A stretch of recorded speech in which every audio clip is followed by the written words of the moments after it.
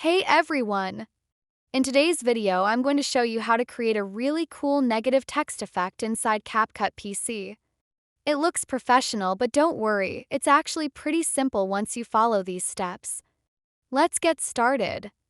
Once it's on the timeline, right-click and duplicate it so you have an overlay on top of the original clip. Next, let's add the text. Go to the Text tab and insert a default text layer. In the text box, type in the number 1 or any placeholder. Make sure to select a bold font, increase the size, scale it up, and position it so that it covers the entire screen, then change the text color to green. Adjust the duration so it matches your video.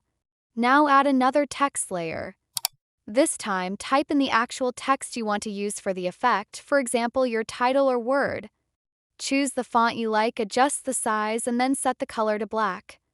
To make it stand out, scroll down and add a white outline. Once both text layers are ready, select them together, right-click, and create a compound clip. After that, click on the compound clip, head to the video cutout section, and choose Chroma key. Use the color picker to select the black color from your preview screen. Now we'll flip the video below. Click on the bottom video, go to the Adjustment tab, and open Curves. Drag the bottom left point to the top left and the top right point to the bottom right.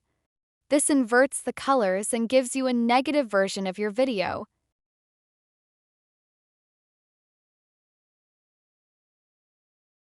Finally, select both the compound clip and the inverted video, right-click, and create one more compound clip. Open the video cutout again, apply Chroma key, and this time pick the green color. Adjust the intensity until all the green disappears. And that's it.